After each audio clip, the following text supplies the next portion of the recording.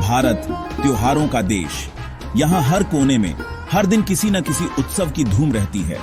हर त्योहार अपने आप में अनोखा और विशेष होता है, जो हमारी सांस्कृतिक धरोहर को और भी समृद्ध बनाता है। यहाँ हर दिन किसी न किसी उत्सव का गवाह बनता है, चाहे वह दिवाली हो, होली हो या फिर मकर संक्रांति। हर त्योहार का अपना एक अलग ही रंग और महत्व होता है। इनमें से एक प्रमुख त्योहार है मकर संक्रांति, जो हर साल जनवरी माह में मनाया जाता है। यह त्योहार न केवल धार्मिक दृष्टिकोण से महत्वपूर्ण है, बल्कि सामाजिक और सांस्कृतिक दृष्टिकोण से भी इसका विशेष महत्व है। यह त्योहार सूर्य देव को समर्पित है और उनके उत्तरायण होने की खुशी में मनाया जाता है। इस दिन लोग सूर्य देव की पूजा करते हैं और उनकी कृपा के लिए प्रार्थना करते हैं। यह वह समय होता है जब सूर्य दक्षिणायन से उत्तरायण की ओर अपनी यात्रा शुरू करते हैं। इस परिवर्तन का महत्व हमारे जीवन और कृषि पर भी पड़ता है। प्रकृति में एक नई चेतना का संचार होता है और ठंड के दिनों का अंत होता है।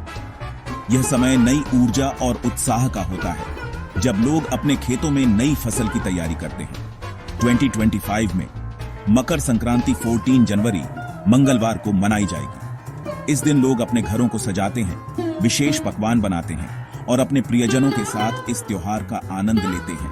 इस दिन सूर्य का मकर राशि में प्रवेश सुबह 9:03 बजे होगा।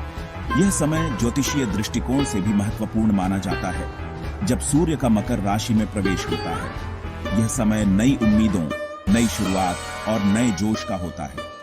लोग अपने जीवन में नई ऊर्जा और सकारात्मकता का स्वागत करते हैं और अपने भविष्य के लिए नए संकल्प लेते हैं। मकर संक्रांति केवल एक तिथि नहीं, बल्कि आस्था और परंपरा का एक अद्भुत संगम है। यह त्योहार हमें प्रकृति के साथ हमारे संबंधों की याद दिलाता है। यह हमें सिखाता है कि किस प्रकार प्रकृति के साथ तालमेल बिठाकर जीवन जीना चाहिए। यह त्योहार सूर्य देव के प्रति कृतज्ञता व्यक्त करने का भी दिन है, जो हमें जीवनदायिनी ऊर्जा प्रदान करते हैं। मकर संक्रांति हमें एकता, भाईचारे और सामाजिक सद्भाव का संदेश देती है। मकर संक्रांति के दिन देश भर में विभिन्न रीति रिवाजों और परंपराओं का पालन किया जाता है। यह त्योहार मुख्य रूप से सूर्य देव की पूजा और फसल कटाई के समय को चिह्नित करता है। इस दिन को पूरे भारत में अलग अलग नामों से जाना जाता है, जैसे कि उत्तर भारत में इसे खिचड़ी और दक्षिण भारत में पोंगल कहा जाता है। लोग पवित्र नदियों में स्नान करते हैं, दान पुण्य करते हैं और सूर्य देव को अर्घ्य देते हैं। गंगा, यमुना, गोदावरी और कावेरी जैसी नदियों के किनारे विशेष पूजा अर्चना की जाती है। ऐसा माना जाता है कि इस दिन पवित्र नदियों में स्नान करने से सारे पाप धुल जाते हैं और आत्मा शुद्ध होती है। तिल और गुड़ से बने व्यंजन बनाए जाते हैं और एक दूसरे को तिल गुड़ खिलाकर तिल गुड़ खाओ, मीठा बोलो कहा जाता है।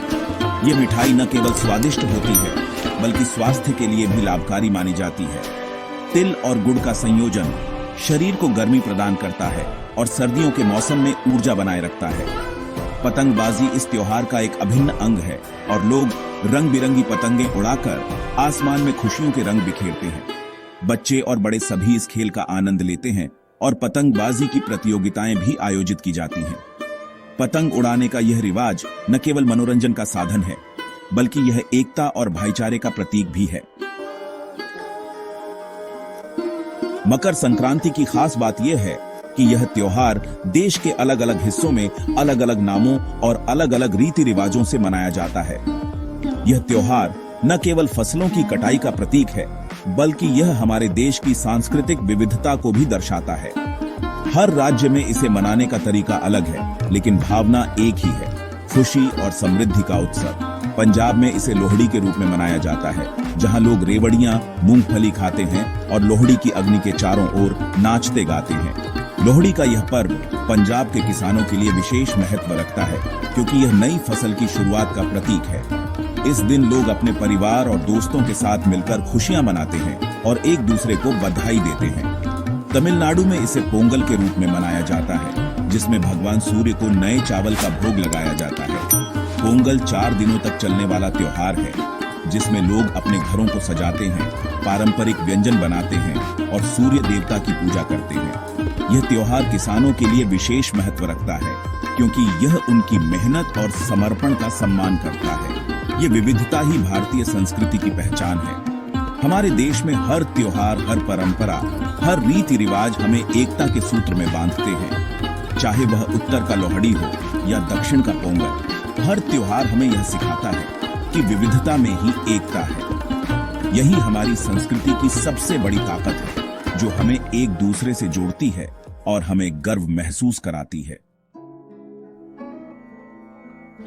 सेक्शन 5, सूर्य की चाल, समय का हिसाब, संक्रांति का वैज्ञानिक पहलू।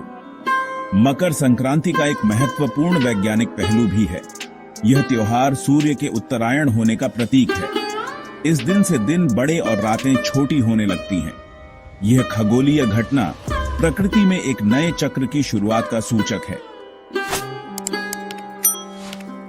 सेक्शन 6, जब देवता हुए प्रसन्न, मकर संक्रांति की पौराणिक गाथा।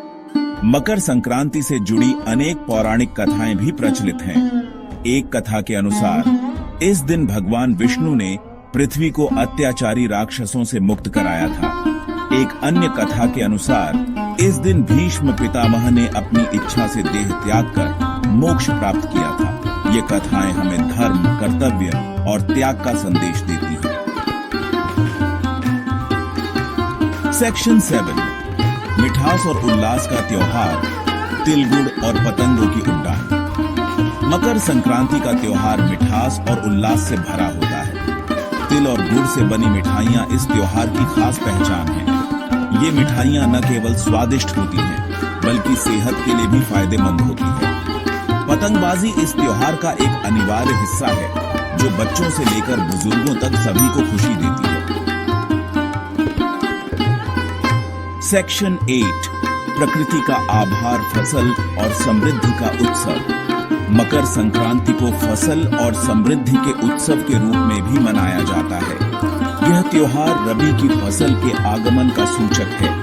किसान अपनी फसल के लिए प्रकृति का आभार व्यक्त करते हैं और एक दूसरे को शुभकामनाएं देते हैं। यह त्योहार हमें याद दिलाता है कि प्रकृति हमारी सबसे बड़ी पूंजी है और हमें इसका संरक्षण करना चाहिए। सेक्शन 9, 2025 में सूर्य का आगमन, नई उम्मीदों की शुरुआत। 2025 में मकर संक्रांति 14 जनवरी को मनाई जाएगी। यह दिन हमें नई उम्मीदों, नए सपनों और नई शुरुआत का संदेश देगा। आइए हम सभी मिलकर इस त्योहार को धूमधाम से मनाएं और एक दूसरे के साथ खुशियां बांटें। मकर संक्रांति की आप सभी को हार्दिक शुभकामनाएं।